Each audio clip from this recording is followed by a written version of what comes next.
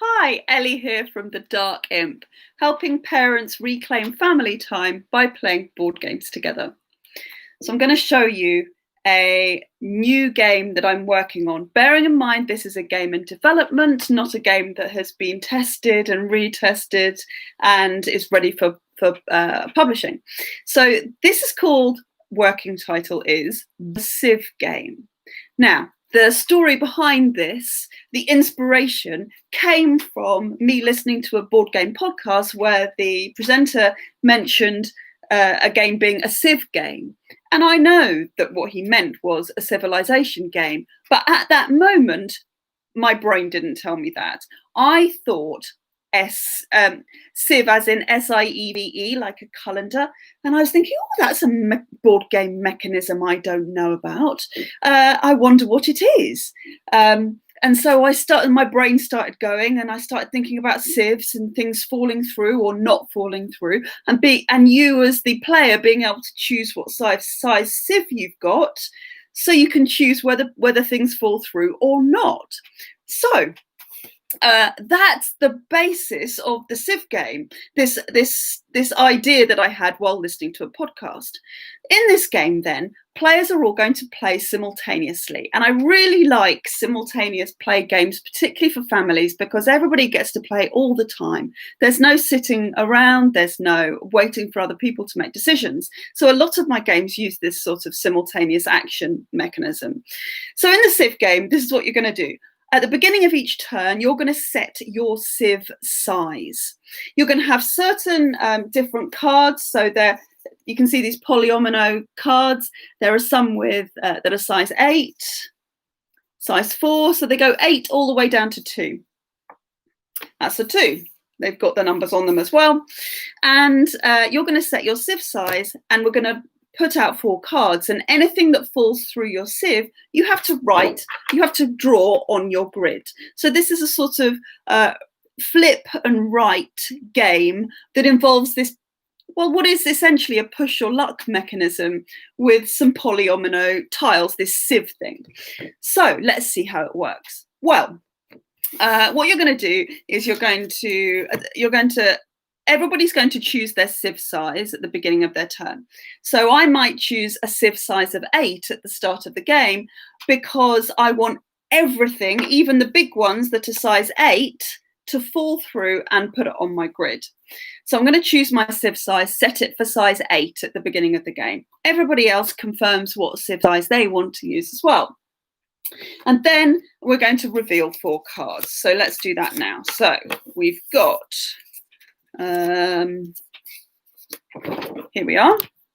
We've got an 8, 2 4s, and a 6. And now I'm going to draw these shapes on my grid here. And I have to fit them all in within the size that I've got. So I'm going to start with the 8. So this is 5 across and 4. You can always reflect and rotate. And then I'm going to put this one, which is also 5 down and 1 across. So 1, 2, 3, 4, 5, and 1. So that fits in quite nicely. And then I'm going to do this square here. And I'm drawing it like this because I think it's the easiest way of remembering which squares have got something in and what shapes I've drawn. You can just colour everything in, but then if you decide you've made a mistake and you want to go back on what you've done, it's much harder to remember which actual squares you've filled in. So I've just got to put this shape out now. Oh, I think actually I might, oh dear, now I've made a mess. I might put it up here. So remembering you can always rotate and reflect. So I've used those 4. I've got a sieve size of 8, so everything fell through. Everybody else is going to do the same thing. And then we're going to put those cards in the discard pile. And now we're going to all go around the table again, and we change the starting player each time who gets to make their decision first each time. And we're going to decide our sieve size again. So now I might say, okay, I'm going to stick with size 8 here. And everybody else makes their choice. And then you can see this time we've got a 2, a 4, a 3, and a 5. So these are lower numbers, and I'm going to try and fit these in as well. Okay, what can we do here? Let's do this 5. I usually like putting the big ones in first. The 5's going there. The 2's going to slip in there. Let's put the 4 there. That's that one. And the 3 can go here. So I'm leaving this space in the middle to give me a bit of flexibility. Now, what I'm trying to do is I'm trying to fill up as much of this grid as I possibly can. So next time I might choose to set my sieve size at 8 again.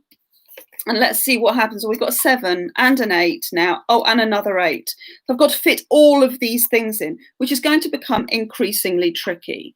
So I'll put this 8 here. That's that one. I will put, oh, now I'm a bit stuck. I'm going to have a little nubbly bit there. So I think I'm going to do, this is not optimal at all. I'm going to take that out.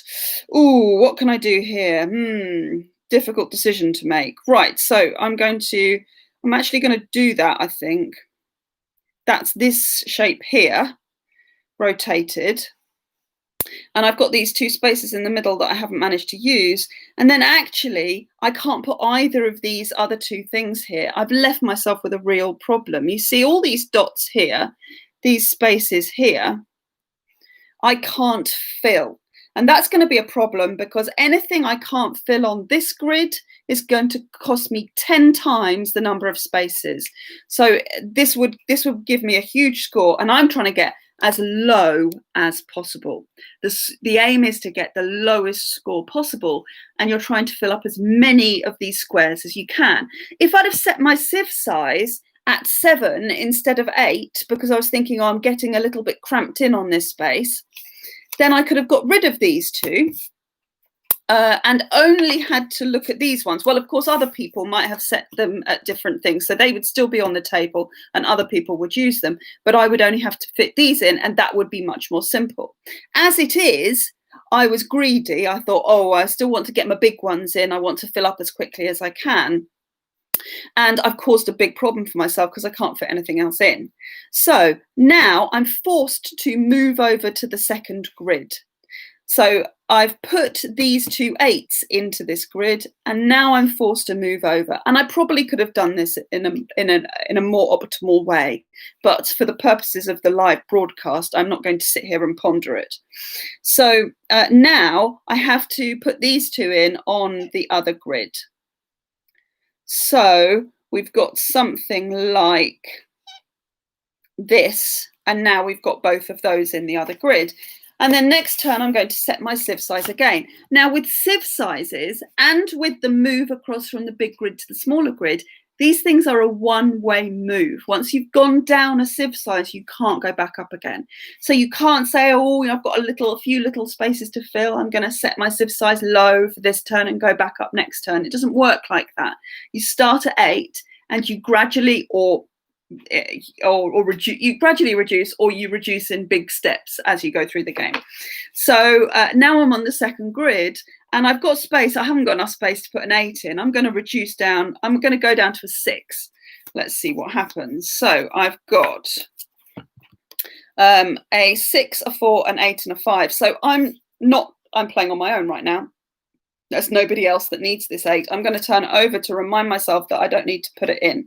But I'm going to have to put everything else in. So let's put this 6 in. That can go there. I've left myself a space I can't fill. There are only, the smallest ones are dominoes. These two cards, you can never fill a single square by itself. And then I'll put this 4 in here. And now I've got this 5 shape, which is a total problem because, oh no, it's not. Here, it can go here. And now I've left another space and I've got this space here. On the next turn, I'm going to set sieve size much lower. I think I'm going to go down to 3 now. So I turn these over. I'm only going to place the 3. That's here. The other ones don't fall through my sieve. And then I'm going to set my sieve size at 3 again. And I've got a 2 here, and I've set, now I still have to keep going because I haven't bust yet. The game keeps going until one player has bust. So on the next turn, I have to set my sieve size again. I'm going to set it at 2. And oh, look, lots of 2s. I'm going to bust. Unfortunately, I bust with 3 2s. So that is 1, 2, 3, that's 6 squares that I cannot put in. So there are 6 that I bust on, and I multiply it by 5, my bust score. I multiply it by 5, so that's 30 points for busting, which is really annoying. So this is another reason why you might want to hang back and not be the person who busts, and fill in as much as you can. But the other thing is, if you're left with a lot of spaces, it's going to be a very big score for you. In fact, it's going to be a very big score for me anyway.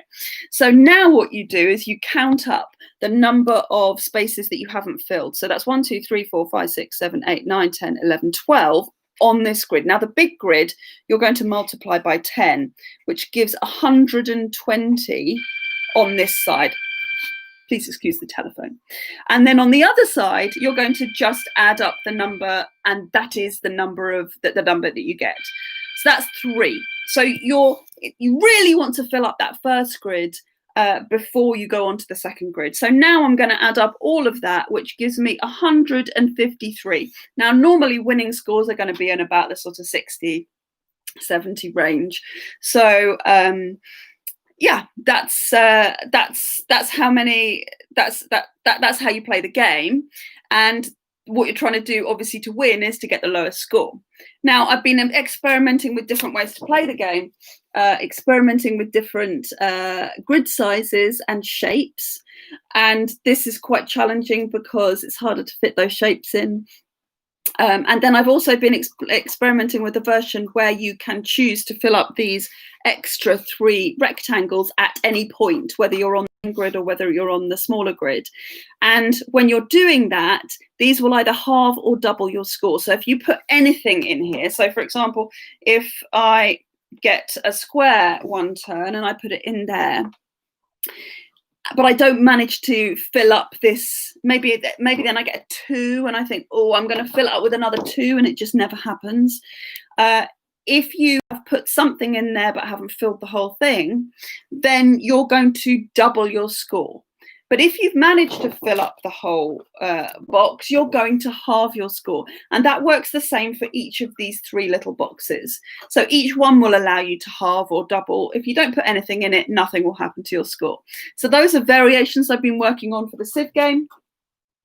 And I'm going to keep working on it. Maybe it'll end up being one of these mint tin games, where everybody has a little. So these are 2 that are already published.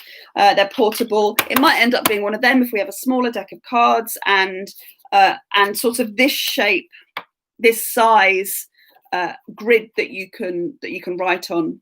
Maybe you'll flip it halfway through, and it can then be a portable little Sieve game. So that is the Sieve game. Let me know what you think.